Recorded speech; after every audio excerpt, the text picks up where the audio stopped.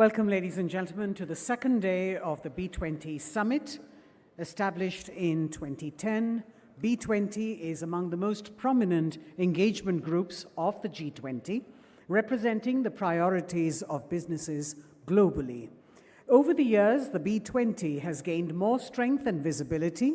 Yesterday, we had 6 plenaries on different priorities, and now at the 7th plenary session, we look at financing the climate transition. I'd like to now invite all our panelists up to take their seats on the dais. Mr. Bernard Looney, the Chief Executive Officer of BP, the UK. Mr. Uday Kotak, the Chief Executive Officer of Kotak Mahindra Bank, India. Mr. Mark Tucker, the Group Chairman of HSBC Holdings, the UK. Mr. Mark Carney, the UN Special Envoy for Climate Action and Finance, and the co-chair of GFANZ and chair and head of Transition Investing, Brookfield Asset Management. Ms. Verena Lim, Chief Executive Officer, Asia, and member Global Management Committee, Macquarie Group, Singapore. Mr. T.V. Narendran, the Chief Executive Officer and Managing Director, Tata Steel. And to steer the discussion, may I invite Ms. Lynn Forrester de Rothschild, CEO, E.L. Rothschild, and founder and co-chair of the Council for Inclusive Capitalism. It's over to Lynn to steer this session. Good morning, everyone. It's really a pleasure for me to be back in India. I've had years of doing business here, and I really am enjoying seeing so many friends, and also to be part of something that's so important. The Be India team has done an amazing job in providing the G20 with important input into their deliberations later this year. India is a great nation. You're not only the largest democracy in the world, but you've provided so much to the world, and your leadership is just beginning again and again. And so thank you for hosting us. And my deepest thanks to this amazing panel of both industry and finance to take on this very important question about financing the climate transition. We need to think of it both as an obligation and also as an opportunity. And I think that's what we will flesh out today on this panel. We have to create a vital and effective partnership between the public and private markets if we're going to solve the climate problem. There's no option. The strongest force in the world is the private market, and we need to make it work. And we need to make it work for all of the constituencies. And just briefly, as context, I think we need to define the problem. It's really not just about greenhouse gases. It's not just about 1.5 or 2 degrees Celsius. It's also about how the transition affects people, how it affects the price of energy, how it affects our national security, how it affects workers. And this, I've often felt that the environmental movement missed the people part of it. And I'm very grateful to the 2 gentlemen on either side of me, Bernard Looney and Mark Carney, because they joined with me the Council for Inclusive Capitalism that was inaugurated by Pope Francis in 2019. And the inspiration from the Pope came from the Laudato Si when he talked about the climate and that we had to listen to the cry of the earth and the cry of the poor. And I think we always have to keep that framing in mind when we think about the problem. We have done work at the Council to create a just energy transition framework, and the conversation needs to be along those lines. we also have to think about the scale of the problem. I mean, we have been on this planet for 300,000 years, and somehow we've just managed to screw it up in the last 60 years. And so it's our obligation to fix it. According to the World Economic Forum, 44% of global economic activity is somehow dependent on nature. And 1.2 billion, or 40% of global jobs, are dependent upon climate. So the scale is enormous. But unfortunately, to fix it is going to cost a lot of money. Bloomberg says it's going to be $200 trillion, or $7 trillion a year. Uday said that it's going to be 4.5 trillion a year through 2030. Unfortunately, from 2011 till 2020, between public and private finance, there's been about 4.8 trillion toward this problem. So we really have to up our game. And the good news is that by doing it, we will be creating opportunities. There's the World Economic Forum says there are 365 million jobs that will be created by transferring our economy to a clean economy, and that it'll add $10 trillion a year in economic growth. But there's no better group to delve into how we're going to get it done than this group, which has already been introduced to you. And on that note, I want to turn to Mark Carney with the first question. There's very few people on the planet who we can thank more than Mark Carney for the progress that we've made toward climate change. He's too modest to want me to say too much more, but we should all be incredibly grateful to the role that Mark Carney played, both in his role as governor of the Bank of England and before and after that. So Mark, why don't you frame for us how governments and public finance industry can work better and more effectively with the private sector? Thank you very much, Lynn. Let me thank our B20 chair, Chandra, and the whole organizing team for this extraordinary event and all the work that's gone into it, the substance behind it, and the impact that this is going to have on the G20. Because as you've just put on the table, and Uday did yesterday with the numbers, and I'd be more on the 7 trillion end of the spectrum. It is absolutely an enormous amount of capital that has to go everywhere. We're not going to solve this problem anywhere unless we solve it everywhere. And I'm going to zero in really on the emerging and developing world and what governments and the multilateral banks need to do to address the developing world. And the first point I want to make is that we've really been caught in a situation where individual institutions have been acting rationally but collectively foolishly. So the major development banks, the World Banks and others, have been very carefully managing their capital, good stewards of that capital, and as a consequence of that, feeding the problem. And what needs to happen, and I think the Indian G20 presidency has started this process with the work of N.K. Singh and Larry Summers and others, is to change the orientation of these organizations. And the orientation has to be, what is our contribution to helping to get to that 7 trillion per year number in the emerging and developing world? So it's not how much lending we do as, let's say, the World Bank, but what's the total capital that we're catalyzing with our activities? So the core objective has to be focused in that way. And there's really 3 ways, and I'll just outline them quickly and then hand back, that they can do that. And the first is to use their balance sheets much more effectively, to take on the risk that the private sector can't take on. And that is through mechanisms such as guarantees, it's through subordination, so taking first loss, and it's through recycling the balance sheet. If you make a good loan, if you help to prepare a project, then hand it on to somebody else who can see it to the full conclusion and take that capital back. And this is the work that Ajay Banga and others are involved in at the World Bank. So first, use your balance sheet more effectively. The second is really to focus in on transition finance, and it goes back to the work that you led and Bernard's leading on a just transition.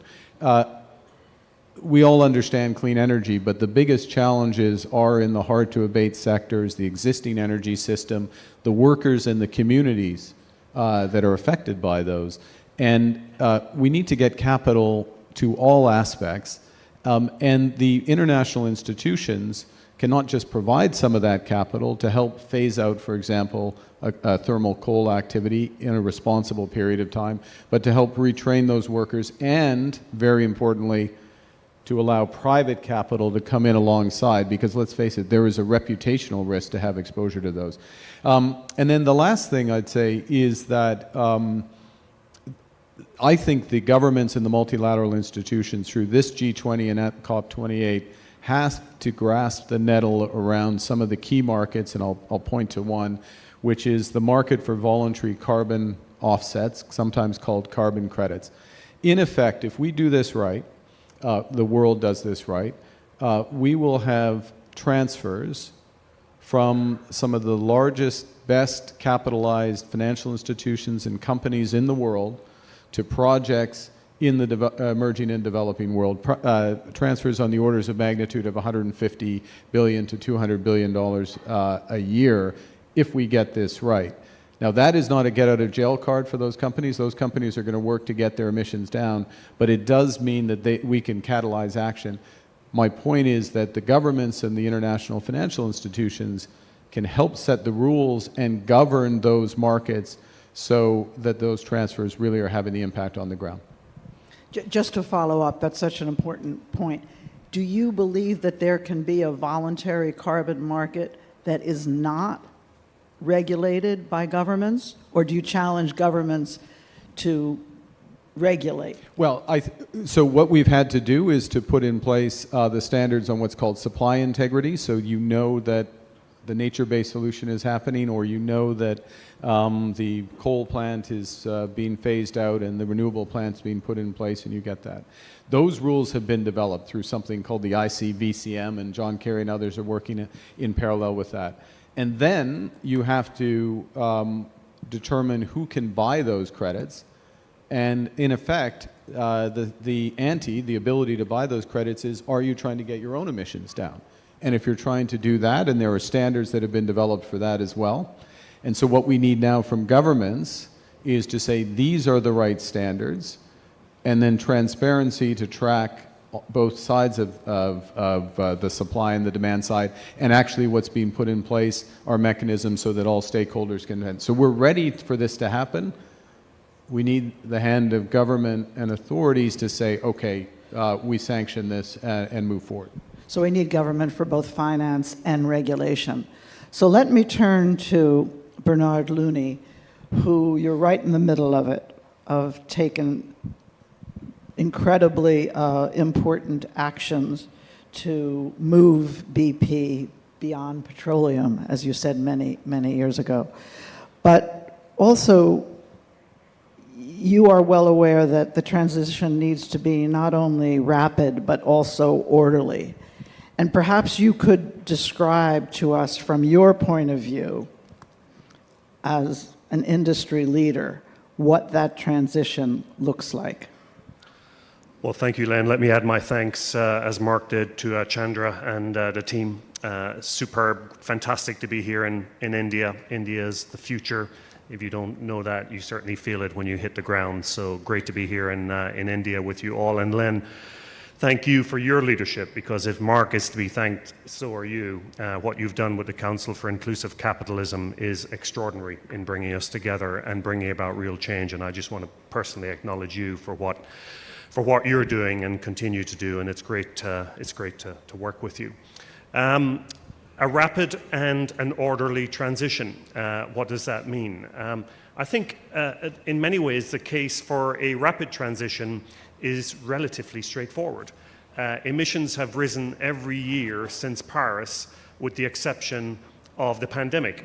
And during the pandemic, emissions fell by 5.6% when the world essentially ground to a halt.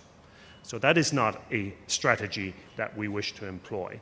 But the reality is that emissions are continuing to rise, and therefore, with each day that that is happening, the urgency around the pace and the speed of the transition simply grows. So in many ways, the case for the rapid transition is relatively straightforward. The case for the orderly transition, I think, is something that we need to spend a little bit more time talking about. Now, an orderly transition is one where today's energy system needs continued investment. And today's energy system, some people don't like this fact, but it is a fact. It's 55% oil and gas. It was 57% in 2012. And it needs continued investment. Why? We need to make sure that we continue to match supply with demand. Why is this important of today's energy system? It's important because of the following. Last year, the world lost 3% of the world's gas supply. Demand didn't change because nothing was done to change demand, but supply was lost, 3%. Prices went up sevenfold. Not 7%, not 70%, 700%. Now, what happened when gas prices rose sevenfold? Two things happened. The first is that countries, to fuel their economies, turned to the next cheapest alternative, which is what? Coal. Coal usage reached a record.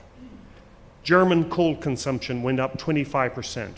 South Korea's coal consumption went up. Japan's coal consumption went up. I think coal consumption went up here the same in China. That's not what we're trying to achieve with the transition. So that's the first thing that happens when we don't match supply and demand. And the second thing that happens is that typically in an OECD economy, between 10 and 12% of the GDP is spent on energy. Last year, that number went to 20%. 20% of GDP being spent on energy. That is not sustainable economically, nor does it leave any room to invest the necessary dollars into the transition. So we need a rapid transition, but we also need to make sure that the transition is orderly, that the transition is just. If it's not just, there won't be a transition. Now, how do we do that? Well, we do that in our language at BP in what we call a very simple strategy description, which is and, not, or. We must invest, like crazy, you would argue, in accelerating the energy transition, period. And, not or, we must at the same time continue to invest responsibly in today's energy system, which is a hydrocarbon system. It is an and strategy, not an or strategy. And we're doing that here in India. We're investing with our great partners, Reliance, in offshore natural gas here. We've just brought on a field recently, and we're now producing, I believe, 1/3 of India's domestic gas production here in India. And, not or, at the same time, we're, through our GeoBP retail network, rolling out EV charging points as fast as we can. Sashi, who runs our business here, told me that when I was here in January, we had 750 charge points. Today, we have 3,000 charge points. We've just completed 300,000 battery swaps for 2- and 3-wheelers. These are not in contradiction. This is an and, not or strategy, because India wants to be net zero by 2070. It also wants to have energy independence by 2047, and it has every right to want both of those things. So, Len, that's what we're trying to do. That's why this conversation is so important, because if ever we focus on just one aspect of the equation, I worry that we won't achieve the goal that we all want. We have to work with the people who are giving us energy and help that transition. That's very important. Verena, I'd like to turn to you, if I may, because you are such an important source of private capital in the renewable industry. So how do you see that working, and what is the future, particularly toward that enormous number that's needed? Thanks, Lynn, and I'd like to also thank the chair of B20 and the organisers for bringing this panel together. I think Macquarie has had the opportunity to work with some of our fellow panellists and the organisations they represent on climate transition initiatives. So we've actually seen the commitment firsthand, which is really great. So over the last 2 decades, Macquarie has really worked with governments and our clients to really support energy transition initiatives and really try and find practical solutions to climate challenges. We're continuing to leverage really our deep expertise in infrastructure, in energy, in commodities to help companies meet renewable energy targets, to strengthen infrastructure resilience, and also support decarbonisation initiatives. If you look at our client base, many of them are, pension funds, sovereign wealth funds, institutional investors, insurance company, amongst others. But what is common about them is that, I describe them as patient capital. So they do have the ability to look at things long term, which means they should be well suited to invest in transition, which will take longer. And if I look at this space, there has been a real dramatic increase in investments coming into this space from this group. So if you look at it globally, I think there's been more than $90 billion of capital flooding into decarbonisation investment funds over the last 2 years. And so whilst global investments we know need to triple, I think, for the rest of the 2020s, we believe there is no shortage of investor appetite or investor interest in this space. So the question is really converting that interest into something tangible in terms of deployment. So there are many ways I think private capital can accelerate the deployment in this area. But in the interest of time, Lynn, I'll probably just focus on 3 areas. The first one being, I think private capital needs to accelerate its deployment in mature technologies such as solar and wind, to really, this sounds really obvious, but to provide communities with clean and low-cost electricity. So based on our experience in, say, markets like Taiwan and Korea, particularly in the offshore wind space, we've really seen the benefits when governments set clear ambitions through national targets, which are then backed by strong and sustained policy commitments. Now, of course, barriers like permitting challenges or supply chain challenges do remain, but it's really that government commitment that's really vital.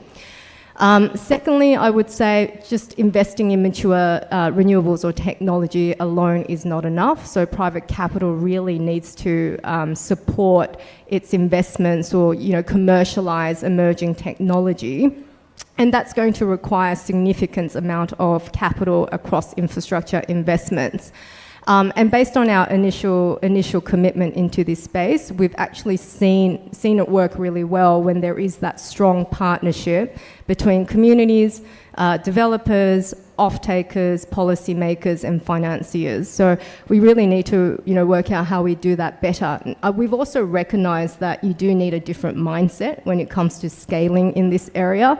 So the one thing that we do, which is a bit more within our control, is work out whether we have the right sources of capital to play in this space, because we do recognise that even at the investment committee level, looking at the risk-return profiles of these investments may not be the way we should be looking at it traditionally.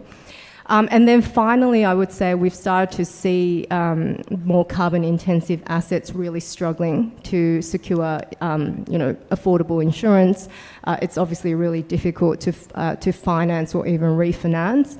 And when we look at how do we exit these investments, the reality is there is a constraint in terms of future buyers. But what we've also seen is if we, by engaging these existing assets on a net zero pathway, it's given us a bit more clarity on, what the investment future is for these existing assets, and also actually produce secondary product streams and services. So I guess hopefully that's given you a bit of sense of some of the opportunities and challenges we're seeing. Yeah, I'm interested just in a follow-up on the direction that you are seeing from the asset owners, from the sovereign wealth funds, the pension funds, your investors, toward investment in renewables over the last 3 years. Have you found that there has been a greater reluctance in recent years to fund renewables because the returns have not kept up with many of the non, or do you still have investors? And I see Mark Carney wants to get into this question. You know where I'm headed. So where are the asset owners when they get into their investment committees actually on this question? Yeah. And I know I'm Wanna going to go turn to first, Mark because he's Okay, really well, anxious to answer this. No, Verena, you answer first. Okay, so it's a good question, and I don't think I can speak on behalf of every single sovereign wealth fund or pension fund, so it is a little bit case by case. There are more questions about risk returns on renewable assets because they're obviously, at the end of the day, they're looking at their portfolio and wondering whether the investment actually makes sense. But we are still, I think, the overall interest in this thematic and the buy-in into needing to actually invest is still there. But I have to say, it's jurisdiction by jurisdiction, and the type of investments we're making, it does differ a little bit. I'll give a very quick answer, if I may. Just we see overwhelming interest in this from a Brookfield perspective. We raised a $15 billion transition fund. We closed it 14 months ago. That's entirely deployed. You know, we'll see where the returns are, but they will be very attractive returns. We're back in the market raising again. We have a $80 billion backlog around this, and to go to something that Verena rightly emphasized is where there are huge opportunities here, absolutely huge, and literally huge opportunities in India, as this group knows and is living. But as you rightly emphasized, where there are significant opportunities, if you can go to those places where there's transition, to pick up on something that Bernard was saying earlier, and you're part of the and. So you're moving across, it can be an industrial company, it can be an existing generator that has a mix of generation, and then you're getting in and being part of the solution. So I would say what we're seeing in terms of investment dollars being put out and interest in it is a wall of money. I mean, it is a wall of money. Now, it needs to be a wall of money because we've gone from 500 billion in clean energy investment 7 years ago to 1.2 last year, 1.7 this year, but it needs to go up to 4. So it needs to keep going, and that's the context. So you see that happening, even though it hasn't happened over the last 10 years. But Lynn, it's gone from 500 billion to 1.7 trillion. That is happening. That is a triple. That is bigger than the investment in conventional energy now. Now, Bernard would say that there needs to be a bit more investment in conventional. At least we need to maintain it in order to keep that there. But now, globally, the investment in clean energy solutions is a bigger market than the investment in conventional energy.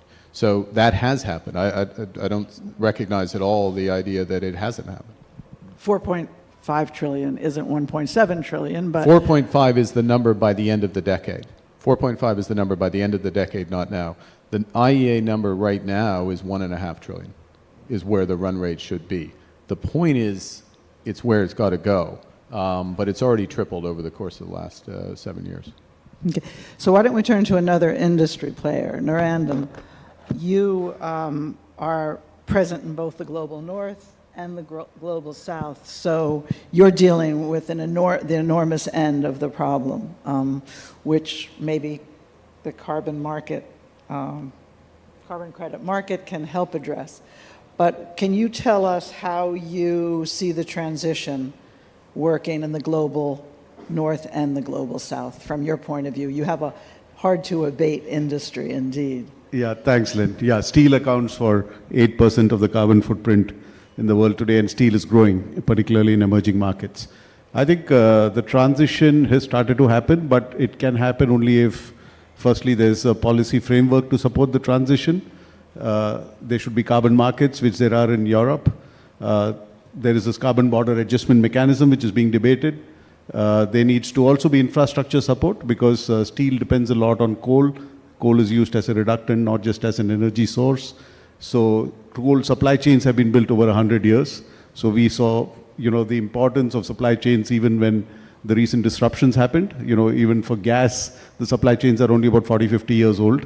So transitioning from coal to gas to hydrogen even from a supply chain point of view, is a very complex challenge. The scale is very significant, so it's not about getting small amounts of gas or hydrogen across. If you want to electrify process industry, you also need to make it easier for electricity to move easily across countries and across continents. So I think the cost and complexity of this journey is going to be significant, and we should not underestimate that. The industry can support part of the cost, but the cash flows of the industry in mature markets cannot underwrite the cost of transition. So you need government support. You also need customers to be willing to pay more for green products. So I think all this needs to converge for the industry to transition and have a sustainable business, not only from an environment point of view, but also from a financial point of view. So it's a long journey. I think the journey is started in Europe and in the US with the IRA. In India also, we've set some very aggressive targets for renewables as part of our grid, but a lot more needs to be done because a lot of the increasing steel capacity in the world is going to come up in India, and we need to transition into greener process route sooner. So Uday, as CEO of one of the largest financial institutions and one of the fastest growing economies in the world dealing with this, how would you feel you're placed to make this investment that Narendran and Bernard and others need to actually solve the problem?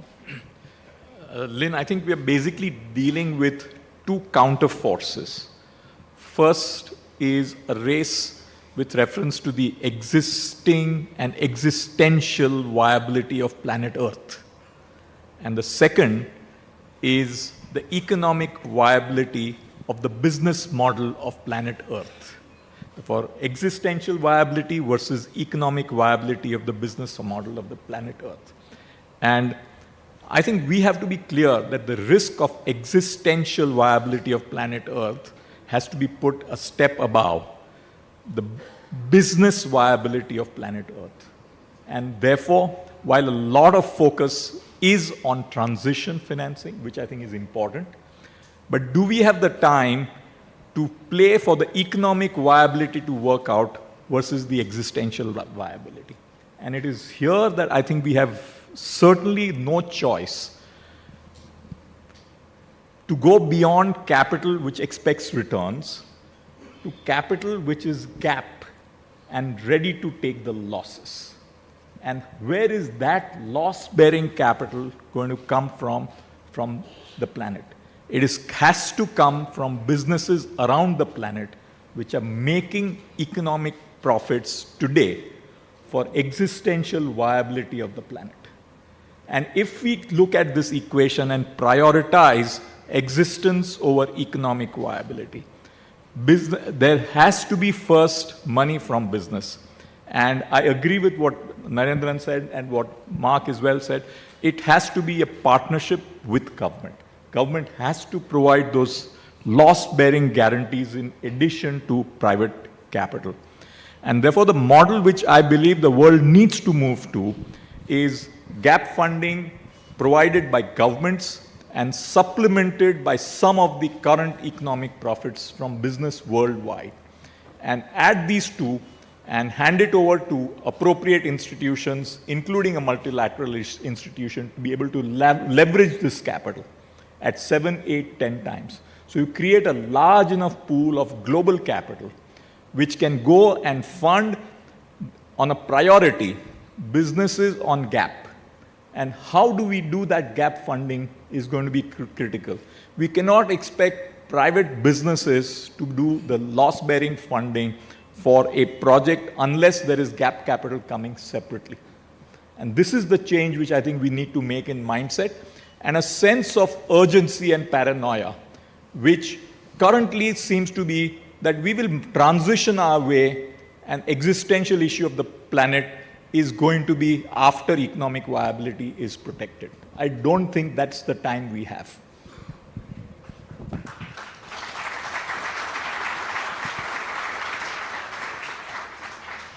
Okay, Mark, so you're a global bank doing a lot in Asia. What is your perspective on this conversation about how to turbocharge the private markets to invest in the transition?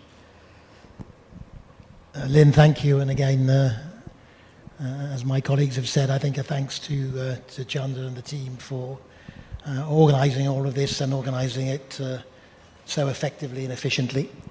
Let me take this from two perspectives, two areas. The first is how we think about working with clients, and the second is just the need for financial innovation. But before doing that, again, let me come back and just set a context. We set out an ambition 2 years ago to provide sustainable financing and investment of up to $1 trillion US. This is just HSBC by 2030. As of June 23, as of last month, we've already committed and invested $255 billion US in this process. So small in the numbers that Mark gave earlier, but I think indication of how serious and how committed certainly one global bank is. I mean, I think the biggest impact when we come back to our customers, and I have one sitting next to me on my left, so I think it's very appropriate. But I think what is most important is we can be most effective by helping our customers through a transition journey.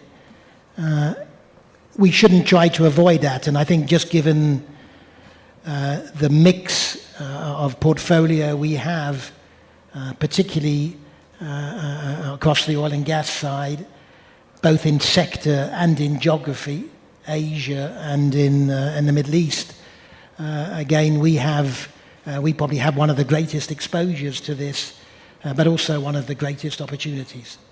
I think when we're not in a situation, we've committed to our customers, we can't walk away from our customers, we can't leave effectively people looking for shadow banking, the shadow finance sector to be able to provide this.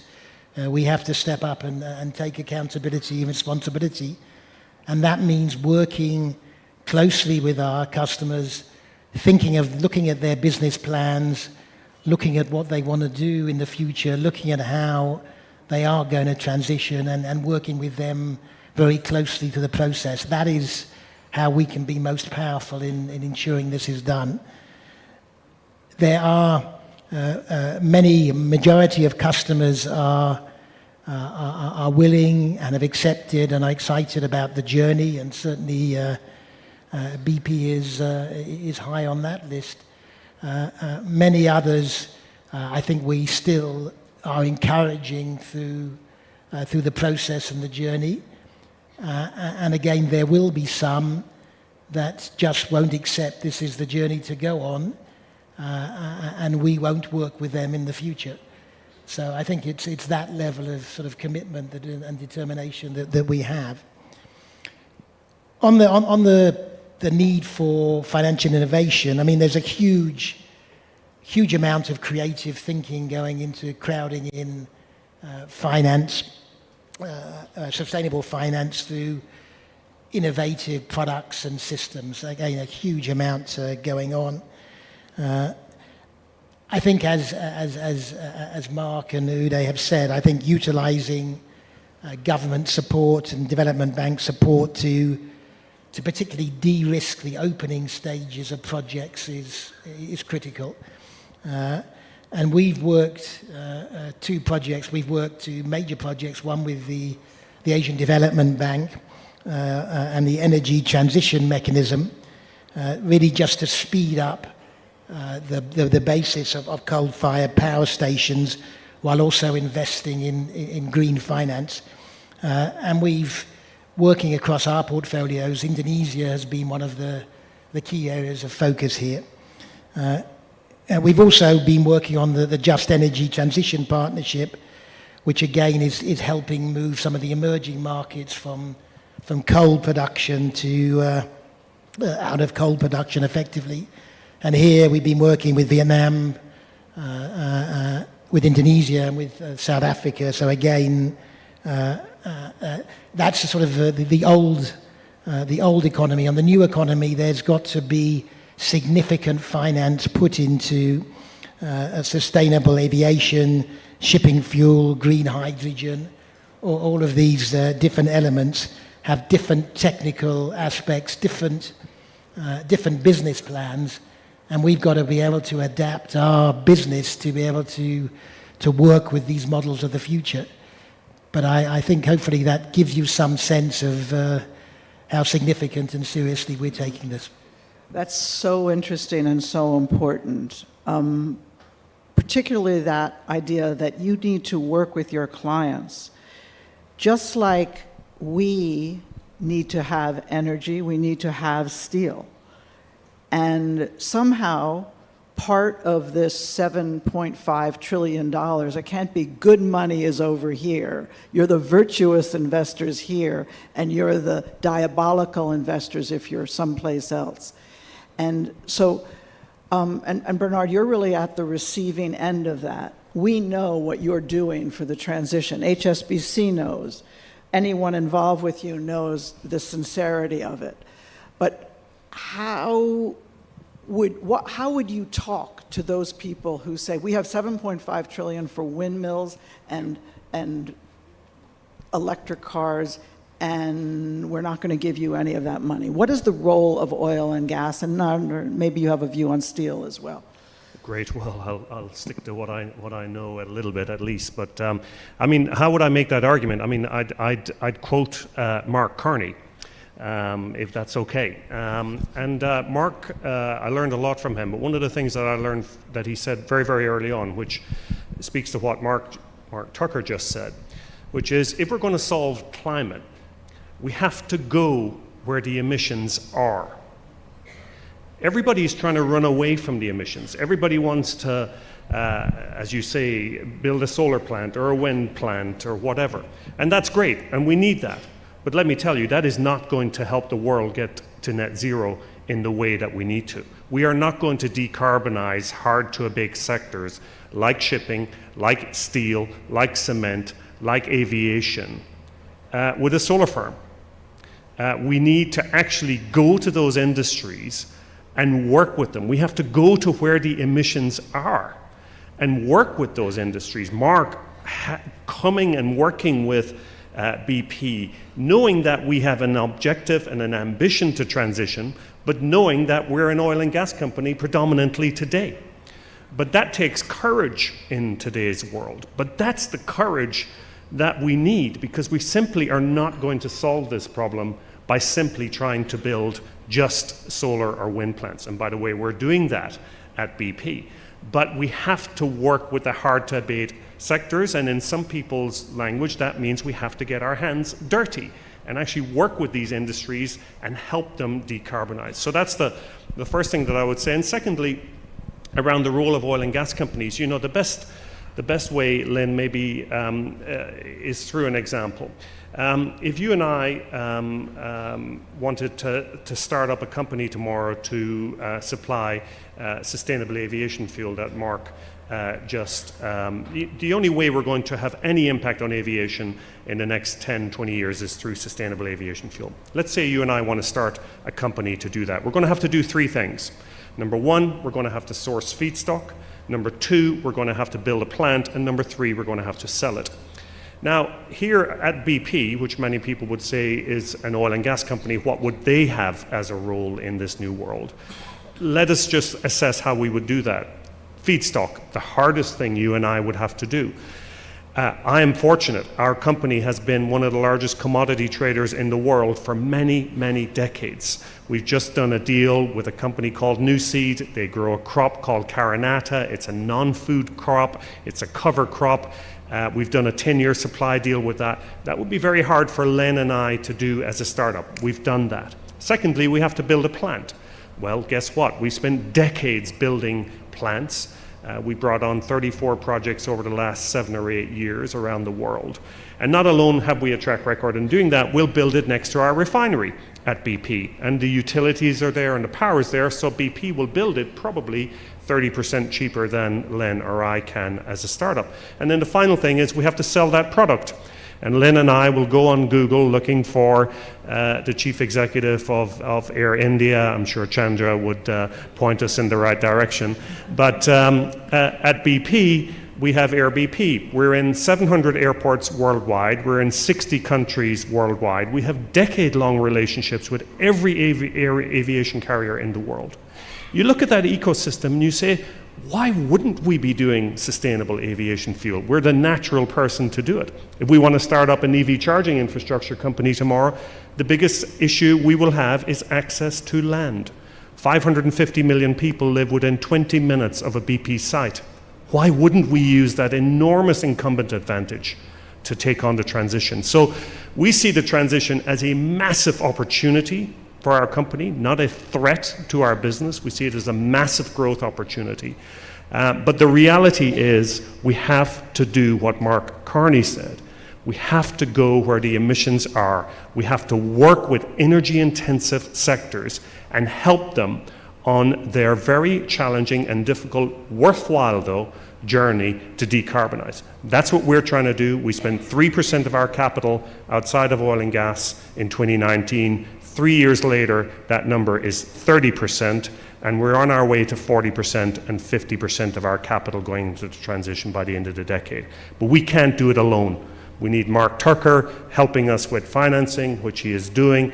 He's got his constituents. We have to help him make sure that he understands what we're trying to do. It's challenging, it's worthwhile, and it's full of opportunity. So that... Good job. So that takes me to Mark Carney and Verena to tell us, are you willing to go into the problem? Should governments be in the problem more than they are? And should the private money come in to support these colossal private efforts? And later this afternoon, we're going to be talking, by the way, about how you measure what Bernard is promising to do in the transition, which is a sidebar to this financing question, but it's important. I mean, the short answer, I wouldn't put it in the future. We are doing that. That's exactly what we're doing. I referenced something Brookfield's doing, this $15 billion fund. That fund takes out the emissions of New York City, London, and Toronto combined, okay? 15 billion deployed in 1 year, and the reason it does is, yes, there is greenfield renewable, but it goes to where the emissions are, and I'll credit you with that. And for example, buying the largest utility in Australia, which has thermal generation, 7% of Australia's emissions, is one company. We're buying it with partners, subject to regulatory approval. And instead of taking a dividend, it's been paying out most of its cash flow as a dividend. All of that money is being reinvested in building 14 gigawatts of renewable and storage, and as that is built, then shutting down the thermal activity. So it's going where the emissions are. It's taking that exposure to the emissions, but with a plan in order to do it. And in answer to your question, is it the private sector and government? It's both, and what is critical, and I'll credit Mark Tucker here, they're standing up and they're doing this, is that the banks, the investors, and others can take exposure to those emissions. In fact, one of the best strategies for the planet is for your emissions in your portfolio to go up because you've run towards the problem and then you're helping to get them down. And what's needed for that is to have some guardrails around and transparency about what you're actually doing. And last point, if I may, it's particularly critical in the emerging and developing world because the pathways, I mean, let's take India. Emissions in India. India is doing a phenomenal job with the transition and it's accelerating. But because of the growth and the surge of the middle class, of course, emissions are going to go up in India for a period. So the pathway in India is very different than what the pathway has to be in Canada. But we want international investors, and this is what GFANZ is working to do, to have greater and greater exposure to India to make sure that that trajectory happens. And that's why you need something called transition finance. Those definitions have been agreed. They're being developed. In fact, HSBC co-led the development of that. So the answer is yes. And I'm glad we're talking about it explicitly because this is the heart of the issue. This is the heart of the issue, and we at the Council have worked with Chandra, and the way that he describes it, which I think is really important, is it's not our emissions today. It's not Tata Steel or BP's emissions today. It's what is their direction and what is their velocity and toward change. And how do they compare to others in the sector? And how does the ultimate output of their product actually impact society? So I think that this combination needs to be incorporated in what both government and private financiers say. And before I turn to you, Verena, Narendran, is there something that you want to say on this topic? Yeah. How you want to work with your private investors? Absolutely. So I think to echo what Bernard said about fossil fuels, in some sense, steel is the most commonly used metal in the world. 30 times more steel is used than the next most commonly used metal. So you can't do without it, right? And for the transition as well, you need steel, whether to hold the solar panels up, or for the windmills, or for storage, for pipelines, you need steel. So you need to find a solution. And I think there's no silver bullet. There are a bouquet of solutions, which includes hydrogen, which includes carbon capture and usage, carbon capture and storage, everything, because it's $1 trillion industry. And India alone is going to add about 150 million tons of steel capacity every decade for the next few decades. And we have not even started talking about Africa, which is going to have another 3 billion people being added during the century. So I think you will have these hard-to-abate sectors growing. Cement production is twice the amount of steel production globally. So you will have these hard-to-abate sectors growing. So you need to find solutions which are technical, which don't get solved by just finding another energy source. You need to use different materials. You need to more efficiently use steel and cement. And hence the transition is a multi-decadal kind of transition which needs to happen. Infrastructure needs to be built for that as well. Perhaps you want to share your experience in the Netherlands with your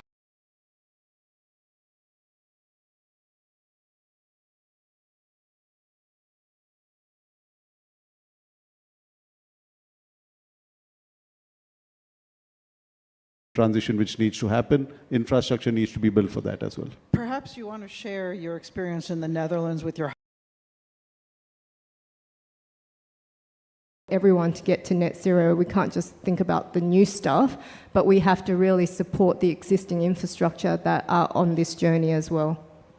Thank you. And once again, in every climate debate, we always get down to the emissions issue. But we started with Pope Francis and the cry of the earth and the cry of the poor. Uday, I'd like to turn to you to ask how you evaluate companies in the transition with respect to their workers, with respect to their consumers, with respect to their communities. Do you take that into account? And Mark, I'll have the same question for you, and I think you're going to have the final word. I think Mark, it's... Mark Tucker. Sorry. So I do believe that there is a significant challenge and risk of displacement happening as a part of this transition. And there's a set of things which companies can do, which financiers can do in terms of being ready to smoothen the transition in terms of the quantum and the period on which you increase your financing in terms of the number of years and duration versus what you would do so that you ease the short-term cash flows of companies, particularly in the small and medium industries sector where a lot of the pain will last. I think finally, if there is a challenge of this scale, we have to think about what are the long-term strategic and structural solutions which governments can take. Because displacement out of jobs coming, whether it's because of climate change or even technology, are going to be the reality in front of us.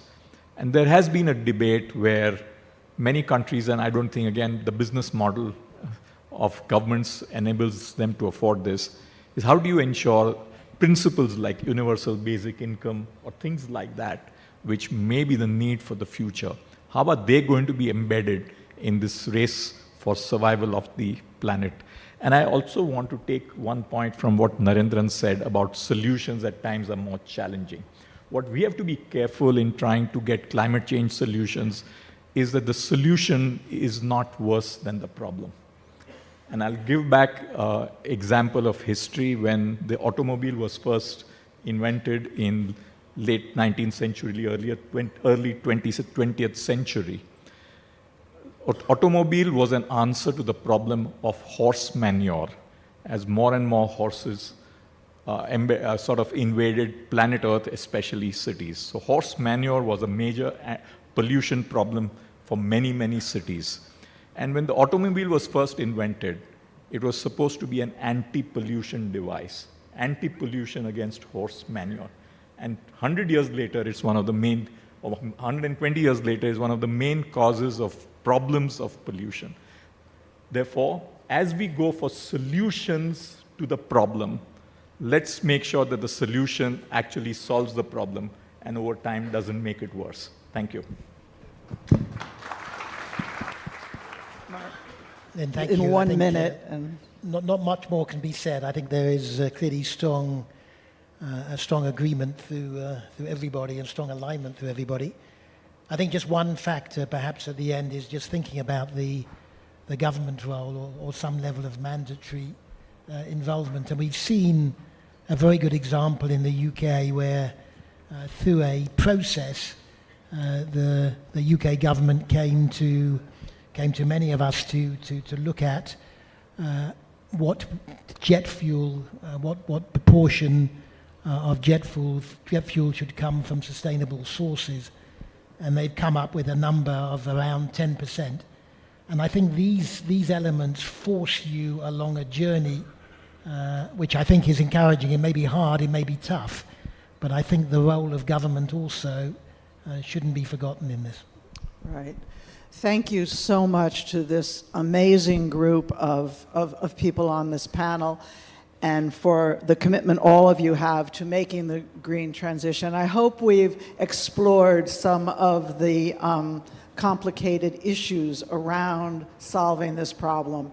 And, and I'm reminded we're doing this for the same reason that President Kennedy said we should try to go to the moon, which is we do it not because it's easy, but because it's hard.